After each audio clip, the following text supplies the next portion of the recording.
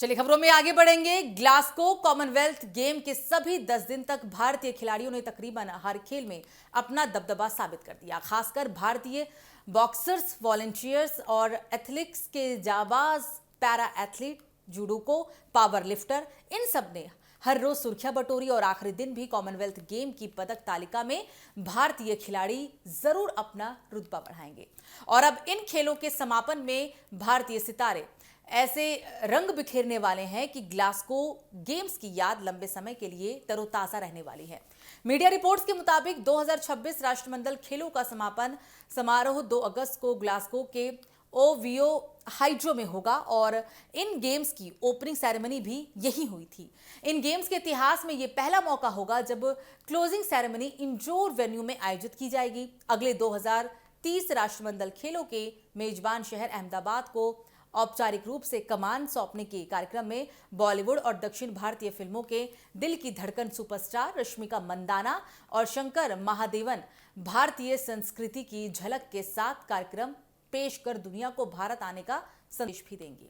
भारतीय कलाकार तकरीबन 20 मिनट का विशेष सांस्कृतिक कार्यक्रम के जरिए कॉमनवेल्थ गेम की मेजबानी करेंगे और साथ ही मीडिया रिपोर्ट्स के मुताबिक इन 20 मिनट के 3 अंक वाले कार्यक्रम में रश्मिका और शंकर महादेवन के अलावा मानुषी छिल्लर की वंदे मातरम प्रस्तुति,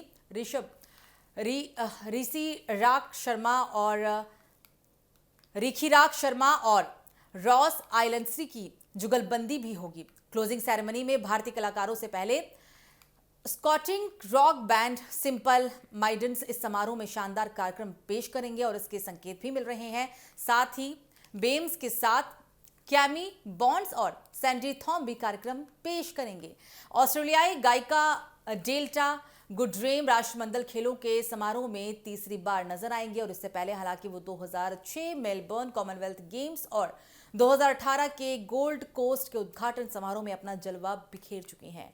ग्लासगो कॉमनवेल्थ गेम का सफर अब अपने आखिरी पड़ाव पर है, लेकिन भारतीय खिलाड़ियों के शानदार प्रदर्शन की गूंज लंबे समय तक सुनाई देगी। 10 दिनों तक चले इस खेल महाकुंभ में भारतीय एथलीट्स ने अपनी मेहनत, जज्बे और प्रतिभा से दुनिया का ध्यान खींचा है और यही वजह है कि ये समापन बहुत खास होने वाला है।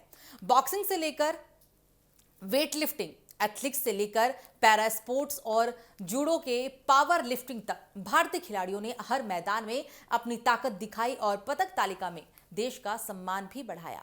अब बारी है उस ऐतिहासिक पल की जब ग्लासगो गेम्स का समापन होगा और राष्ट्रमंडल खेलों की मशाल अगले मेजबान भारत के हाथों में ही सौंपी जाएगी।